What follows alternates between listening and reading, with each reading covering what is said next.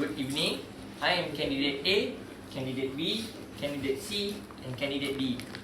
Today we will be discussing about the topic that was given to us, which is Malaysia is rated third after Thailand and Vietnam for the highest fatality rate for road accident in Southeast Asia. And there are ways to reduce road accidents from rising in Malaysia. In order to have less road accidents in our country, my first point is the authorities should enforce stricter law and heavier fines for people who drive recklessly, so people will be afraid to break the law. This is because the authorities always let people who are guilty of the accidents walk away with a small fine. For example, the authorities should suspend the driver's license and seize their vehicle for a period of time if they break the road rules.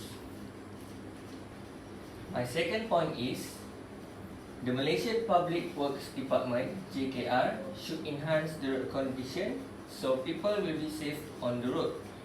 I can say, based on my driving experience, some roads in Malaysia is in very bad condition. It is full of potholes. This is very dangerous.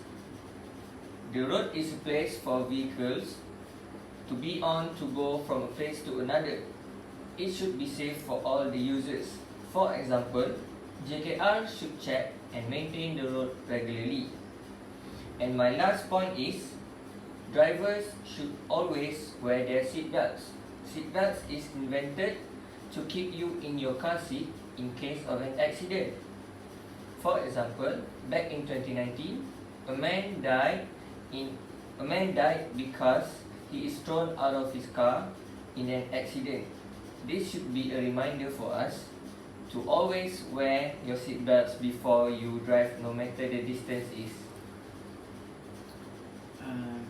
I can't deny your point, Candidate A, but I have my own opinion too. As we know, many of Malaysian people really like to play with their cell phone while driving. Cell phones are for emergency use only on the road. The worst habit that anyone can get into is talking on a cell phone while driving. Cell phone is for emergency situation only. If you have to use a cell phone, you should pull over to the side of the road safely.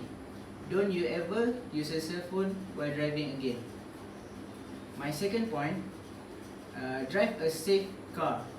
If you are thinking of getting your own car, you should look for one with the high safety ratings. Avoid small cars, trucks, or sport utility vehicles. Check out federal statistics and consumer report literature to help to evaluate the safety rating of a car. Or else you can go to any car showroom and ask them for advices about which car has good safety features. My last point is, get as much supervised practice driving as possible. Your parents should take an active role in your practice driving. You can make a firm schedule with them and stick to it until you take your test to get a driving license. In that way, you will have more confidence and more experience in driving. How about you, Candidate C? I agree with Candidate B. I also have my own opinion. My opinion is the first cause of a road accident is the attitude of the driver itself. My first point is some of a vehicle maintenance can also cause a road accident, but all driver can be the one responsible to make sure that the vehicle being in a safe condition, and also good vehicle condition can reduce the rate of a road accident. Example like faulty brakes and worn out brake pads. It is possible for brakes to suddenly fail.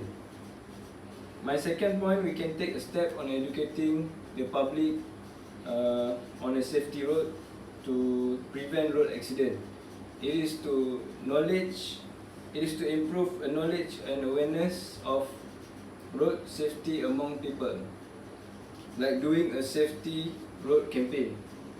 My third point, a vehicle moving on a high speed will have a greater impact during the crash. The crash will cause more injuries and can cause a death.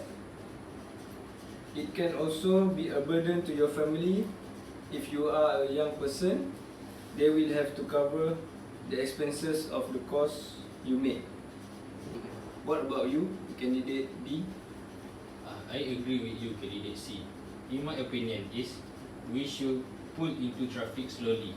Be aware of blind spots, including those in rear view mirrors and also windshield, behind the windshield pillars or highway road sign. Vehicle can almost appear out of nowhere very quickly. So we should exercise caution when pulling into a busy intersection. My second point is watch for kids. Children and animals have a habit of suddenly popping out from between parked cars and into roadways. If you are driving in a residential neighborhood with kids present, watch carefully and drive slowly. My last point is be courteous to other drivers, because no one owns the roads, so treat other with respect. And also, if you and report any suspicious driving activities to authorities. So do you guys agree with all the point given in our discussion today? Yes, I agree. Serious? Yes. Yes. Okay. So, we all have come to an agreement that all of us are correct. Thank you. Thank you. Yay!